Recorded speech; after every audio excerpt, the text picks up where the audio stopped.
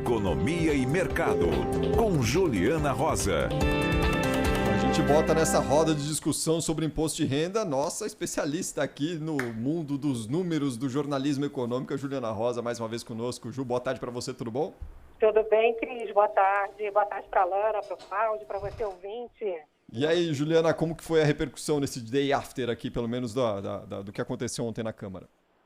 Esse discurso aí de que vai ajudar a economia, a reforma do imposto de renda, não pegou nem no mercado financeiro, nem no meio empresarial. A gente termina a semana com uma repercussão muito negativa de preocupação fiscal ampliada por conta dessa aprovação da reforma do imposto de renda. Estava aqui pegando os dados aqui de fechamento da semana, olha só, a gente já tem a Bolsa de Valores essa semana acumulando uma perda de 3,10% e o dólar teve aí cadê a parte desse movimento até agora? O dólar até essa semana agora conseguindo ficar dentro ali da estabilidade, que hoje saiu um dado sobre mercado de trabalho nos Estados Unidos que veio abaixo do esperado, então a moeda americana perdeu força no mundo todo.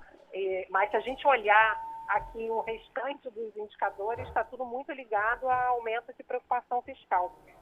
Conversando hoje aqui com analistas, com empresários, o que eu mais ouço? Uma parte da reforma do imposto de renda faz sentido quando você olha a correção da tabela do imposto de renda, né?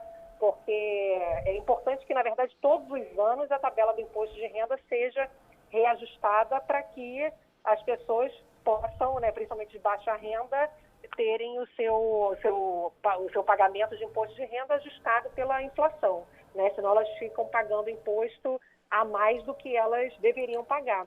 Agora, isso não precisa de reforma, né? Você pode, todo ano, corrigir a tabela do imposto de renda, assim como a gente faz com o salário mínimo, por exemplo, né? Como deveria ser feito com Bolsa Família, por exemplo. E aí, o que aconteceu?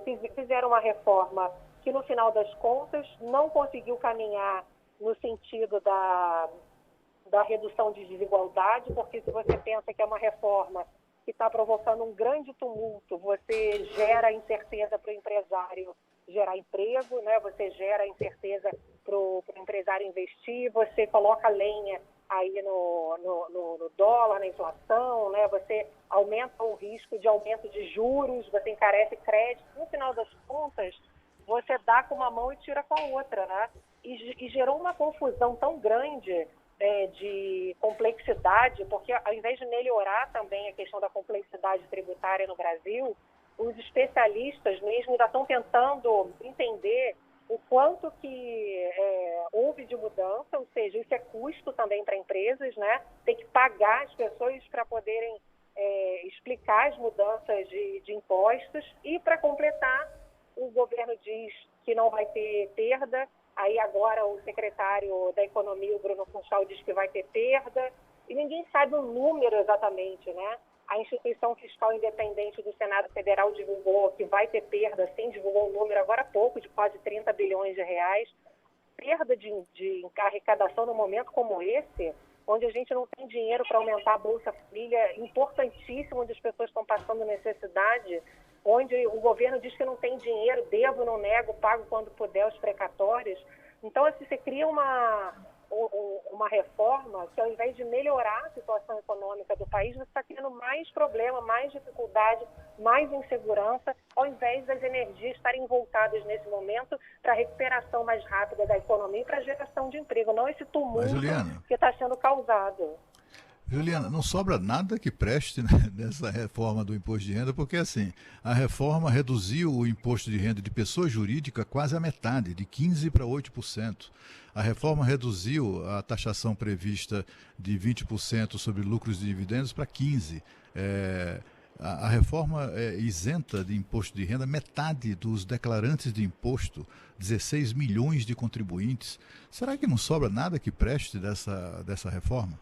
O problema, Cláudia, é isso que eu estou falando. Assim, é claro que partes dessa reforma são importantes se você imaginar que elas poderiam ter sido aprovadas dentro de um escopo de responsabilidade, mas não adianta você dar com uma mão e tirar com a outra, né? Essa parte da correção da tabela do imposto de renda, obviamente, como eu falei, é fundamental que seja feita a correção todos os anos. Não precisa fazer reforma para correção de tabela do imposto de renda. Nem estava no projeto do governo, inclusive. O Arthur Lira colocou no projeto para poder atrair a oposição para aprovar o projeto da reforma.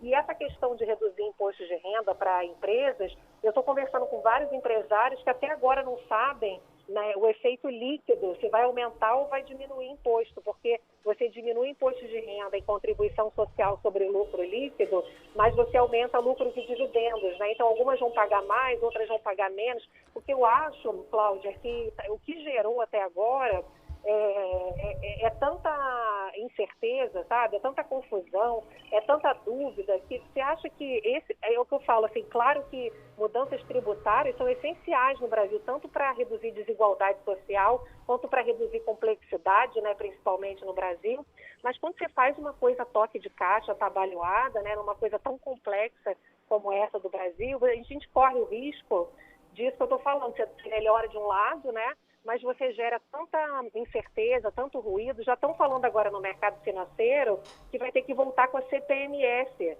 que não vai ser suficiente agora com a queda de arrecadação bancar o aumento do Bolsa Família. Olha que loucura, vai voltar, entendeu? A loucura é do mercado financeiro, né? Que tem não tem essa dinheiro mercado mesmo, financeiro maníaco, mesmo, obsessivo, compulsivo. É impressionante. Vai Como tirar só vê dinheiro coisa da onde? ruim em tudo. Mas se tem queda de arrecadação, vai tirar dinheiro. Se já não tinha dinheiro antes, agora vai aumentar a Bolsa Família como? Entendeu? Teve, Ju, um levantamento que foi feito pelo IFI, o Instituto Fiscal Independente, que é ligado ao Senado, Isso. apontando o impacto da reforma como ela está. Ainda está tramitando no Congresso Nacional, querido ouvinte. Não fique tenso, podemos melhorar. Mas apontando que ela pode resultar em perdas de 28, quase 29 bilhões de reais para a União, em arrecadação, nos moldes em que ela foi aprovada, inclusive com os destaques lá na Câmara dos Deputados. Então, tem que acompanhar para saber o que ainda pode ser ajustado. Em 3 anos, a aposta é que a União pode perder até 52 bilhões de reais em arrecadação. Depende de onde é que está tirando, né? Você tem que tirar dos que tem menos para poder distribuir um pouco melhor a cobrança de imposto. É claro que alguém vai ter que abrir mão, né? Não, o que eu acho impressionante é que por que a Câmara dos Deputados, o presidente, resolveu investir nessa reforma do imposto de renda, quando a gente está há 2 anos falando no Brasil em reforma tributária, uma discussão que já estava avançada, tem 2 projetos considerados por vários especialistas, uma discussão muito mais já madura, né, onde a gente discute da onde que a gente vai tirar imposto, aonde a gente vai colocar. Não é uma discussão só de renda, é uma discussão de consumo, é uma discussão de estímulo à produtividade, estímulo a você gerar um funcionamento da economia muito melhor, que é o que a gente tem falado. Por que o combustível é muito caro? Vamos tirar do combustível, então, e botar em outro lugar? É fazer uma rediscussão ampla de imposto. Por que esse projeto foi rasgado pelo presidente da Câmara e ele resolveu fazer uma resposta que não é a mais importante para o Brasil nesse momento? No final das contas, a celeuma que gerou nesse momento, o que eu sinto é que é uma reforma que está mais jogando contra do que a favor do crescimento. Afinal, o que o pobre precisa? É pagar menos imposto de renda ou é emprego?